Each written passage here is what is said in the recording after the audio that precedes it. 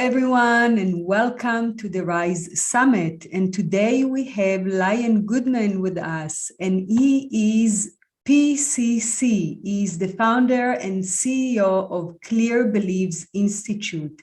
He has 40 years experience as an executive coach, counselor, and healer.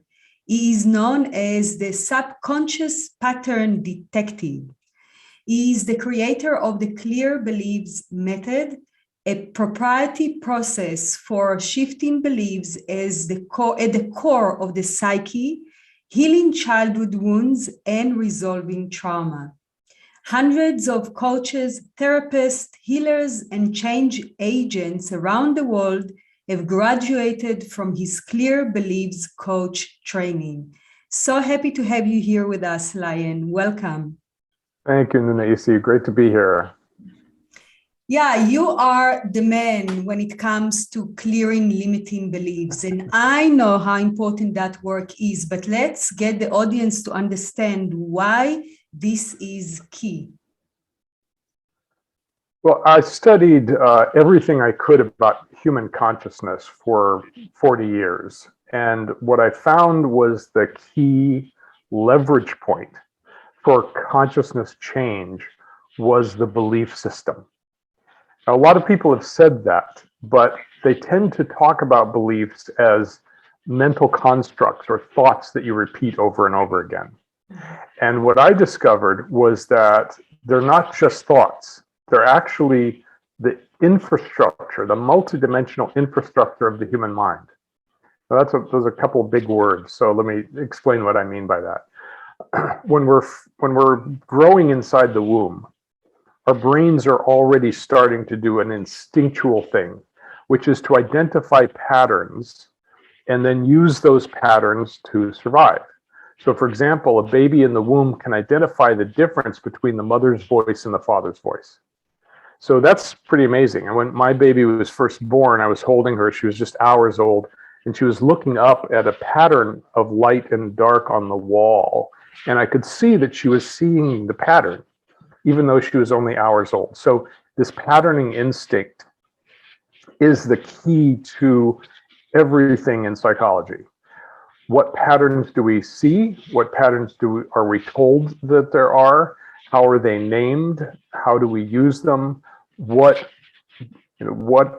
do we need to do to survive in the world? So an infant, for example, might come to the conclusion based on its experience, if I cry and make a fuss, I'll be taken care of.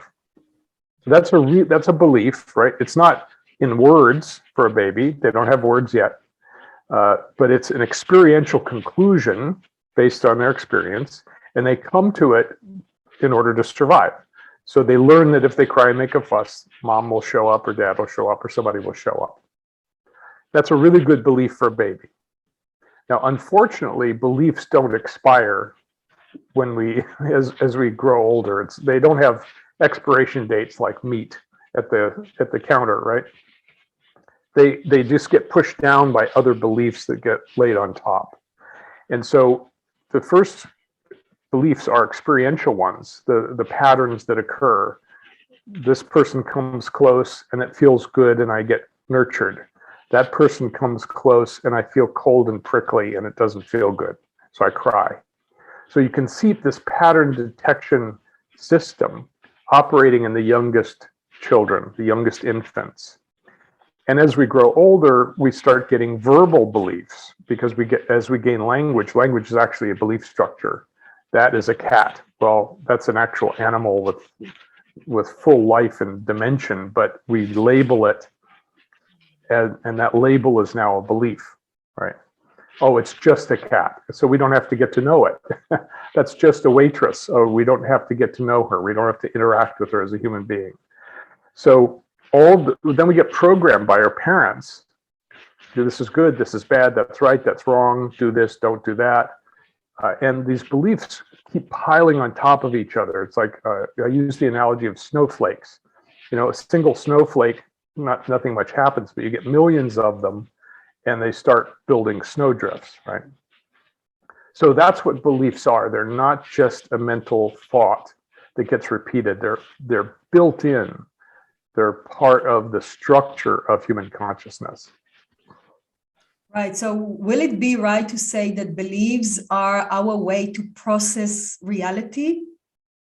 Yes, that's a good way of saying it. Yes, because we use them to live and to process reality. They act like lenses in front of our eyes. So if I believe life is hard, I'm looking through those lenses and seeing every place that life is hard. And if I swap out the lens and I say life is joy, I see joy everywhere I look. So beliefs are always self-reinforcing for that reason. It's like I see my beliefs reflected in the world around me all the time. And that's why people who have fixed beliefs, who are stuck in their beliefs, you can't convince them otherwise because they see the evidence around them for their own belief structure. So there is two issues that I see here. The one is that a lot of the beliefs are happening in the unconscious. In other words, we don't even know they're there. And the other one is that they keep perpetuating the same reality again and again because they manifest in the same frequency, the same, like attracts like kind of reality. So is that our blind spot usually? I would say almost universally, because it takes a lot of energy, it takes a lot of consciousness to begin questioning your own belief structure, because the brain doesn't like being uncertain. It doesn't like the unknown, right? So if we know something, we feel secure. So when we start questioning our beliefs, we're taking what's known and taking it apart, and then we get that feeling of, well, I don't know what's real, I don't know what's true. And that's very nervous making. So we come back and we'd rather be secure than to and know something that's wrong than to be insecure and not know. So this is another problem with beliefs, is that the mind doesn't want to not know. And so questioning beliefs becomes very difficult. So what do you do as a detector of limiting beliefs? How do you find them? How do you bring them to the light? Well, they call me a subconscious pattern detective because I take whatever the problem is that a person is describing to me and my clients, and I begin digging down deeper and deeper into the belief structure. So I'll give you a great example. I was working with a man who had been a multimillionaire many times over, and he had the complaint that he kept making a lot of money, millions of dollars, but then he'd lose a lot of money, millions of dollars. And he'd make millions and he'd lose millions. And he was tired of this pattern. And he knew that it was a pattern. And he thought maybe it had something to do with his beliefs. And so through the process of digging deeper and deeper and deeper into his psychology, into his history, into his memories, he came to a memory of being 3 years old and walking on the streets of New York with his mother. And he looked down the street and he saw a shiny penny and he reached down to pick it up. And his mother said, "Don't touch that, it's dirty." And of course he was shocked, right, of the reaction of his mother. And he realized with just a little bit of help that this was the root of his losing millions of dollars, because he couldn't hold on to it. He couldn't touch it because it was dirty. Now, there's one small example of how a simple experience of childhood can affect your entire adult life at the subconscious level. So that's my work, is going down and finding those initiating beliefs that create the whole structure that you're now living in life. Right. And we get so many messages around, especially the most important topics, and I call it life circles, such as money, such as relationships, such as appearance and body image, and everything we get from, growing up in so many messages. So we really hold on to so much. Right. Yeah, to the best of my calculation, we have tens of thousands of beliefs, perhaps hundreds of thousands. If you think of every word as a belief, then we're talking about hundreds of thousands of beliefs.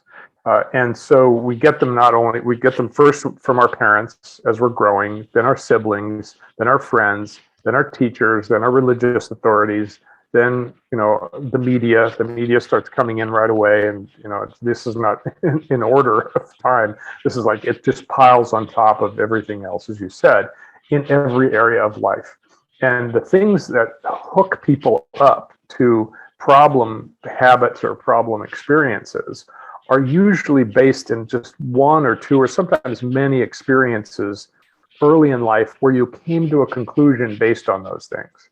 Like, for example, a child who is neglected will come to some conclusion. They have to explain it to themselves because we have this meaning-making machinery in our minds, and meaning-making equals belief-making, right?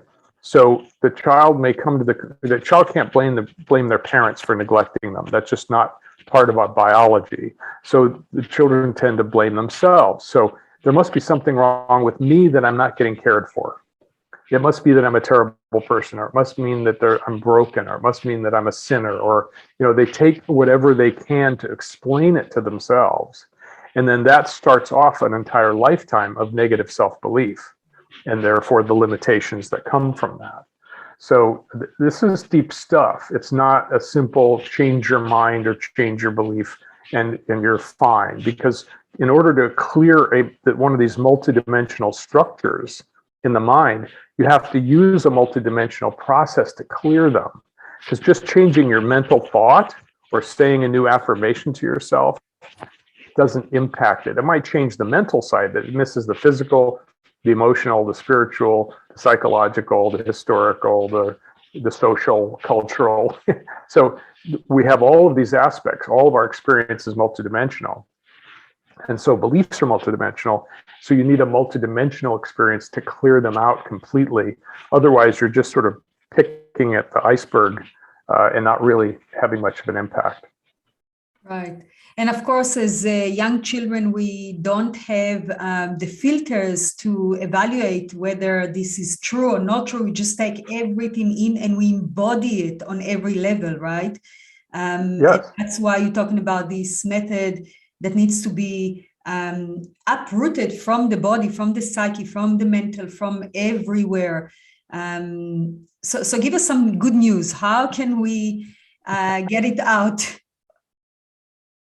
Well, this is why I created the Clear Beliefs method, because in 45 years of research and study and trying out many different things, this was my big realization, is that most methodologies only impact one aspect of the belief structure. So you can tap all you want, right? But that's affecting the energetic signature of the belief, but it's not touching the psychological or subconscious parts. You can do hypnosis, and hypnosis is better than some because it's at least getting to the subconscious mind, but it may not get to the conscious mind or the superconscious mind, the higher self. So it really does require a multidimensional approach, which is what the Clear Beliefs method does. And once you clear it multidimensionally, it's gone and it doesn't come back. And that's the key signature. That's the key test of a belief method, is if the belief is gone and it doesn't come back, then I say that's a good method. I'll give you an example of that. So often our clients, after going through this process, they'll come out of the process and they'll say, what was my old belief again? I forgot it. And we go, if it's forgotten, it's not in consciousness anywhere. It doesn't exist. Don't recreate it. So that's how you know whether it's gone or not. And if it keeps coming back, it means you haven't gotten to the root of it. So learn the Clear Beliefs method and you can do it yourself. Right. And I know that you so graciously teaching it and you taught many, many people. I don't know how many up to date, but maybe you can say, so it's got a ripple effect in the world. I know that. Yeah, tens of thousands of people have learned this process and been able to clear themselves. And you can clear a certain amount yourself. The deepest beliefs that we have, the ones from childhood, especially before the age of 2, those are so deep in us that we really need help to clear them out. And so we have lots of coaches around the world that help with this. because it's sort of like doing brain surgery. You wouldn't want to do it on yourself. You can give yourself a haircut, but you wouldn't want to do your own brain surgery. And that's because those beliefs are nonverbal. They came in before we had words. And so in order to get to a nonverbal construct, we really need guidance, because we're in our mental verbal mind so much that it's just hard to do it yourself. It's possible, but it's hard. Yeah. Yeah. So we often teach it to couples so they can do it with each other, for example. So there's lots of ways to learn this process. I teach the Clear Beliefs coach training, which is the full experience of learning how to use this for yourself and others. And Lion is also a contributor, author in our Transforming Trauma book, and he's got a whole chapter talking exactly about that, going into more depth and details, and even sharing his own personal story and what got him to do this kind of work. So another reason to get the book, because this is really, really key for your evolution. If you working on healing, and I believe that healing is bringing yourself back home into the body, into your wholeness, you also want to take out what does not serve you, what is not for your highest good, and what you got in as a result of growing in a specific environment with specific people, culture, family. But some of it, and probably a lot of it, is not true to who you are, and it is holding you back from being your full potential. So you really want to consciously get somebody that can assist you in this process, such as Lion, and get those beliefs uprooted and transformed into what is it that you want to be. Because as we were talking about it in all the episodes, you have the power, you hold that power. And it's just about making the decision, lighting the light of awareness, and doing the work, doing what needs to be done, right? All very true. I couldn't have said it better myself. Yeah, I believe that we have a true self. A true self is all of us, everything included, nothing left out. And we are unique beings. And so our uniqueness is where we find our true self, is in what's different about me than everyone else. And that's closest to your soul and your soul intentions. And so when you're expressing your soul intentions through your unique, beautiful crystal that you are, the light is transmitted out into the world and has the impact that you're here to have. And so if you take a crystal and you start covering it up with paint and paste and clay, then what you have is not a crystal anymore, right? So we have to unlayer all of those beliefs, all those structures to reveal the crystal. And the more you take off, the more the crystal can shine. And there is I wouldn't say there's an end to the process, because we have tens of thousands of beliefs, but there's a certain point at which most of it falls away and you get to just effortlessly be yourself. And then you keep working on the little dust particles that are still around. But there is that point, people say, is there an end to this? Yes, there is. The beliefs come in clusters. They cluster together and reinforce each other. So you have to sort of take the cluster apart, and then pretty soon it dissolves like that. And I think most people have only 3 to 5 major clusters of beliefs that are holding them back. And when you get those worked out, then the rest is just a cleanup job for the rest of your life to recognize, because you can recognize when the belief comes up and go, oh, there's a belief, I'm going to get rid of that one, because you now have a process to do it multidimensionally. Right. And I think that the more you do this kind of work, and the majority of it, probably you need somebody to help you, but then you can kind of continue on your own, being tuned in and really be able to see the patterns that keep coming back and say, oh, okay, this pattern is coming back. Maybe there is some beliefs underneath that creates that. And, you have the tools now to start unlocking it for yourself. So, yeah, I think we grow until the day we die, right? And I would say that if you have a pattern that you don't like, there are definitely beliefs underneath it. The beliefs might be very, very deep. They could be like, it's so subconscious that you can't detect them, but there is a way to find them. And that process, in fact, I teach 14 different methods of finding core beliefs in my course, because everybody's a little bit different. Everybody needs a different process. They are multidimensional structures, so we need multidimensional tools. But finding that core belief, if you get down to the real core, which is usually an experience somewhere in childhood and a conclusion that occurred in childhood, sometimes in infancy, and sometimes in the womb, and sometimes in a past life. We get all kinds of stuff coming up. And then we clear that. It's like clear sailing from that point forward. And we surely carry some from our lineage, right? Through epigenetics and so on. So absolutely. There's intergenerational beliefs, there's historical beliefs, there's cultural beliefs, there's social beliefs, there's media-based beliefs, there's familial beliefs. We get them from everywhere because we're creatures who want to fit in. We want to belong. That's one of the strongest drives of a human being, is to belong to the troop. Because if a monkey gets pushed out of the troop, it's basically dead meat, right? So belonging as a social animal is key to survival. So we take on other people's beliefs because we will then belong with those people. If you want to belong to a group, take on their beliefs and you'll belong to the group. So we actually want to take on our parents' beliefs, because if we take on their beliefs, we will be more like them. And if we are more like them, they will like us more.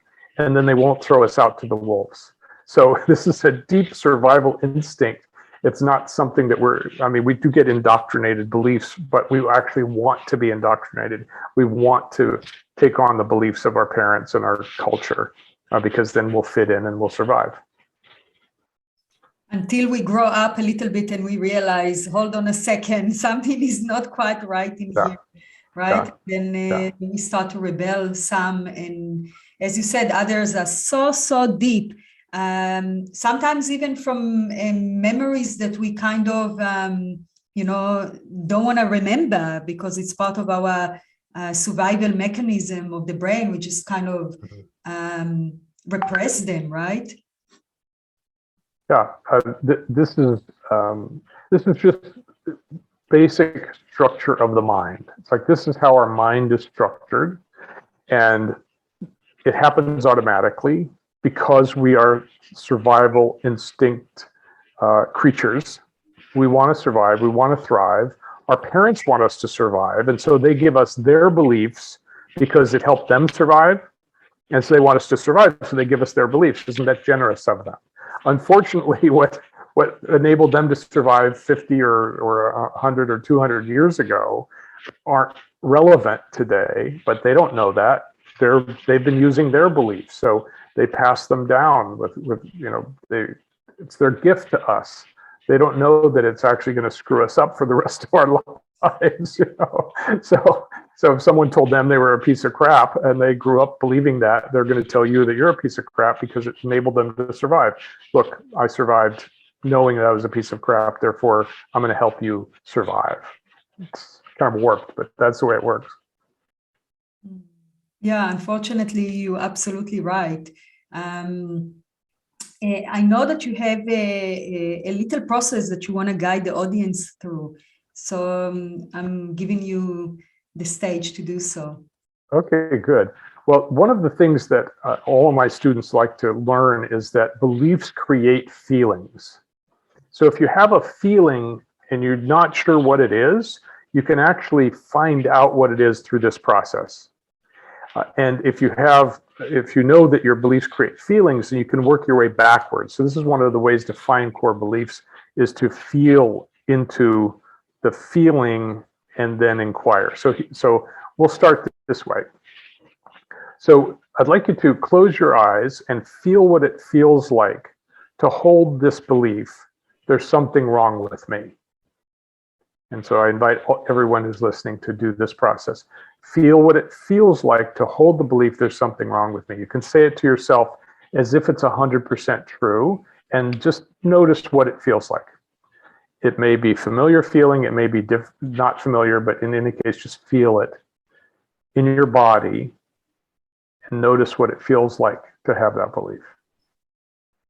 So Nuna Isi, what does it feel like to you when you believe that? It feels very constructing and unpleasant. Mm-hmm. Yeah, constrictive or feeling blocked in some way. A lot of people feel heaviness in their chest. The body tends to want to curl down and curl into a fetal position at some level, or hide. Sometimes it's a withdrawing feeling. So let that go. Imagine that you're at a clothing store and you tried that dress on and you went, yuck, I don't want this feeling. I don't want to feel this way. So just throw it away. Just let it go. Throw it away. Just clear your mind, and now we'll try a different belief. Feel what it feels like to hold the belief, I am a sacred and worthy being.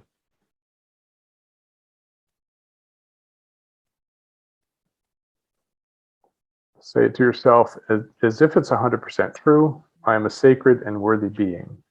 Sacred and worthy being. And what does that feel like to you, Nuna Isi? I immediately feel warmth in my heart. Mm-hmm. I feel lighter. I feel happier, and even more alive. Yeah, most people report that kind of thing, or they say I feel more elevated, brighter. I'm able to shine. And so you can take that one off, or you can keep it on if you like it, because you get to choose what beliefs you have. So you can open your eyes.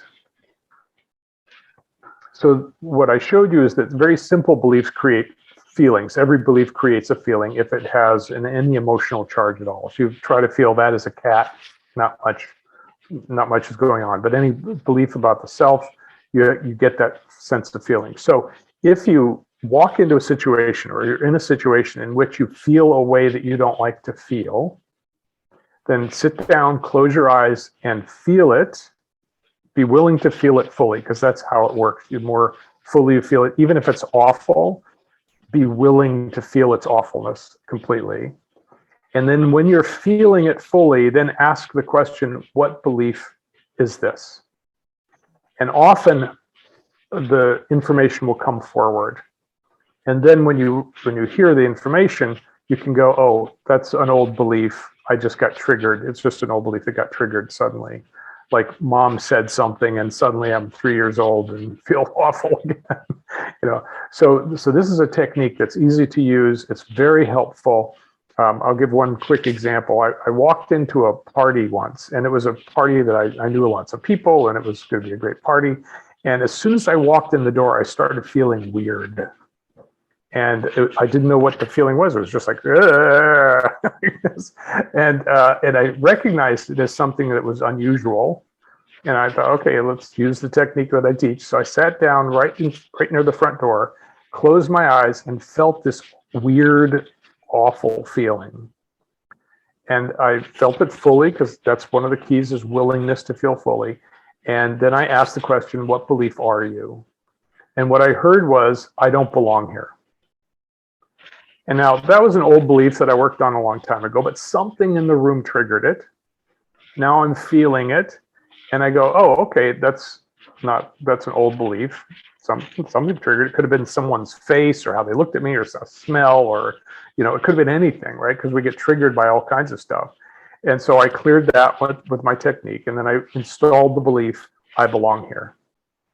And I installed it fully. I felt it fully. I stood up, opened my eyes, and it was a completely different party. Suddenly people were warm and friendly, and they were going, hey, Lion, come on over, let's talk. And it had completely changed from being a cold, weird environment to a warm, welcoming environment.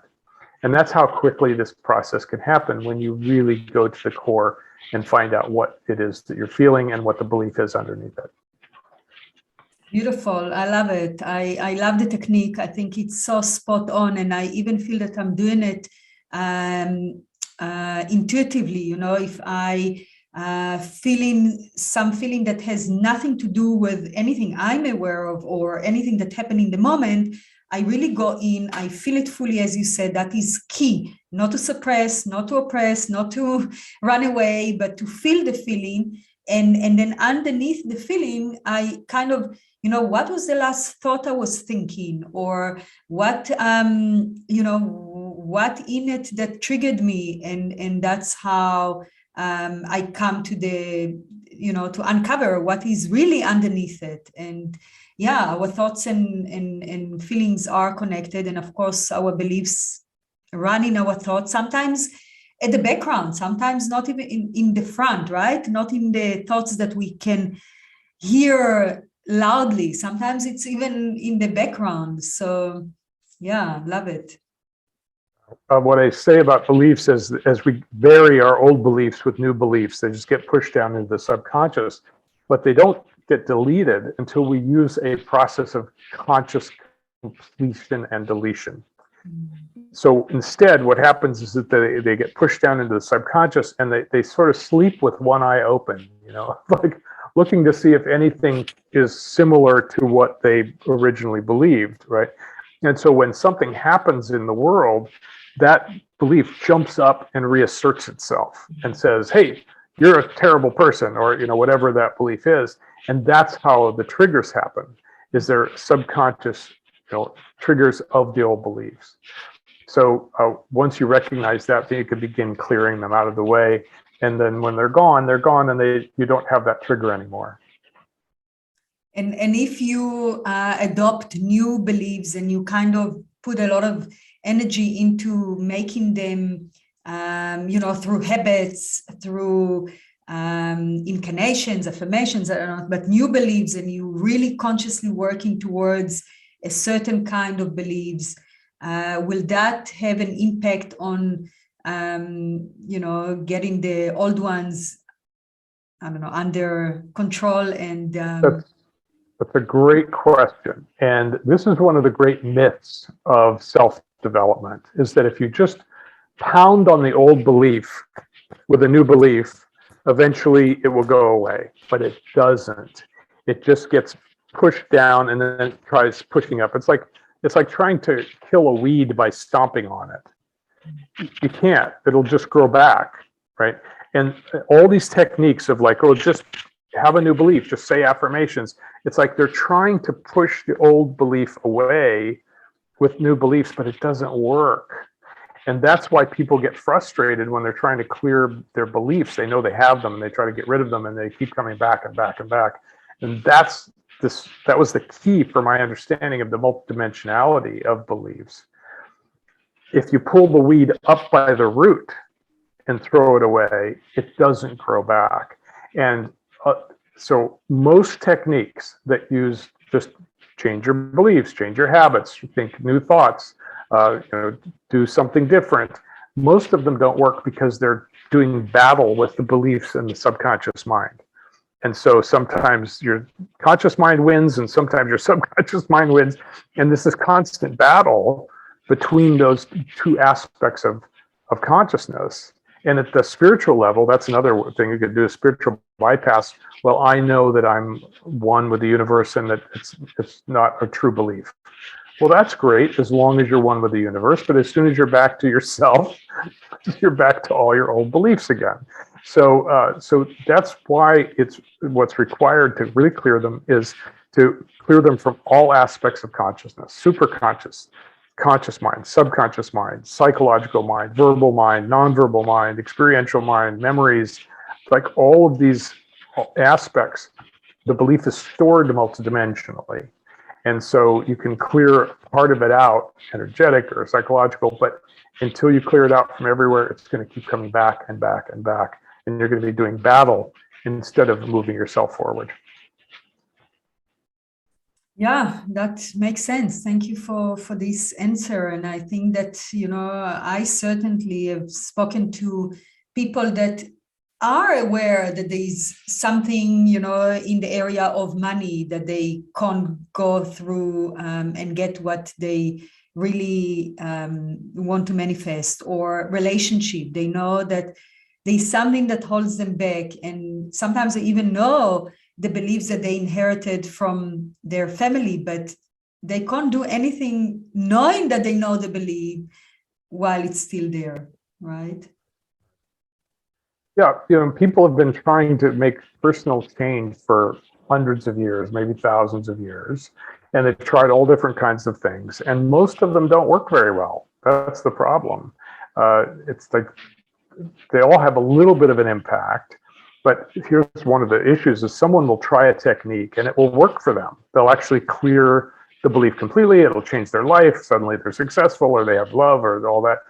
And then they say that's the technique. That's the technique that will change everything. And then they learn the technique and they go around and teach other people and help other people with that technique. The problem is that we're all different, and the technique that works for you may not work for me. A process that works for that person may not work for this person. So that's why in the Clear Beliefs coach training, I teach dozens of different techniques, because different techniques are needed at different times with different people. There's that old saying, if all you have is a hammer, everything looks like a nail, right? So you use one technique to go around and beat everybody up with it, But with my process, we have a whole tool set, like a carpenter's tool belt, plus all the other equipment in the truck to solve any problem. You need a complete tool set. It's not one thing fixes everything. Right. And tell me, Leon, do you teach individuals as well, or is it mostly professionals that work with clients? Well, I'm a coach, so I coach individuals, and I coach a lot of executives, a lot of CEOs, a lot of high-level people. I also coach coaches who have come up against the same problem of how do I clear my own beliefs out of the way, because they keep coming up when I'm doing coaching or therapy. I teach therapists, change agents, all kinds of people, healers. So my teaching is where I get my biggest joy, because then the techniques can ripple out into their clients and their clients and their clients. So I do work with individuals. I also teach my techniques on an individual basis to people who want that kind of training, but mostly I teach twice a year the Clear Beliefs coach training. And we have 30, 40, or 50 people in each class who go through a 20-week process of learning how to use all these different techniques, how they integrate together. They practice with each other. So by the end of the course, they become a certified Clear Beliefs coach. And we're now beginning to call it trauma-informed therapeutic coaching, because that's really what it is. We understand how trauma works. We understand how psychology works. It is therapeutic. It's not therapy, because we're not doing a lot of talking about your history. We go right past the storytelling level into the belief structure itself, but it is therapeutic. So trauma-informed therapeutic coaching is really what you're learning. And after that period of time, you can go out and you can help people all over the world with these techniques. So if you're ready to clear your beliefs, Lion is your man. And where can people find you? What's the best place? For people who want to learn these techniques, it's clearbeliefs.com. That's about the training. For people who want to clear their own beliefs, they can go to clearyourbeliefs.com. So it's Clear Beliefs and clearyourbeliefs.com. And if a person just wants to be entertained and read my articles, they can go to liongoodman.com. So those are 3 places to get in touch with me. And I love talking to people. So reach out and ask your questions, and we'll get you the support you need. Great. We'll have all those links below. So I hope you guys found it enlightening as I did. And I really feel that this is key work. And especially when we experience trauma, we have a whole set of beliefs around that trauma, right? Sometimes it's not even about what actually has happened as much as our beliefs about what have happened. And exactly.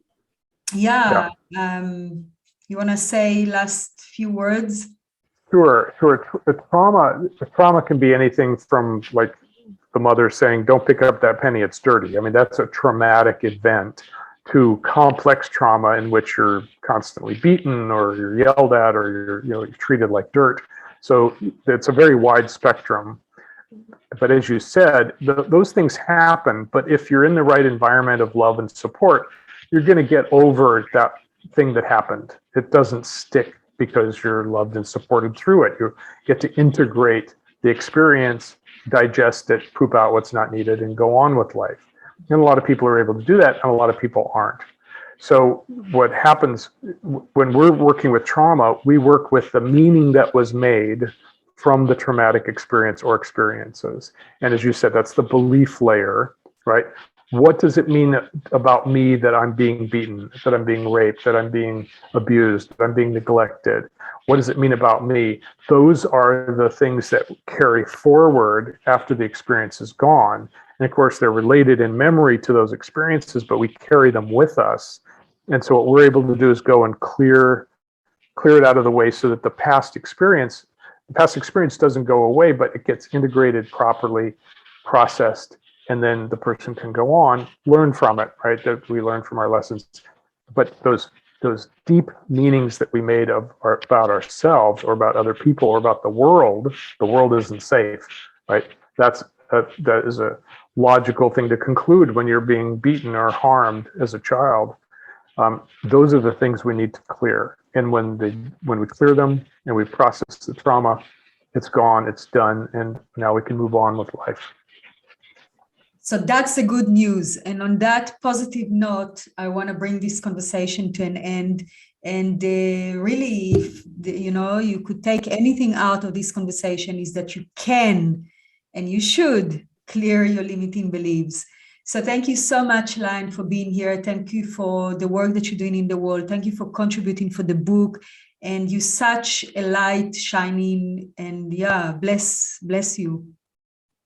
Thank you, Nuna Isi. It's always a pleasure to be with you, and it takes a light to know a light. So I see your light shining as well. And I also see every listener has a light shining into this world. And I want to encourage everyone to recognize their own light and feel themselves shining like a lighthouse in all directions. Like that is your light, it's your precious gift. The world needs your gift, and the world needs your light. Exactly. Well said. And I so second that, because you are here for a reason and you have a gift to share with the world, and you are unique and special, and you are a winner. If you are here alive, you are a winner. You are a child of God. So please take it in, receive it, and share it with others. So lots of love. And until the next time we meet, bye for now. I'm Nuna Isi, your host. Ciao.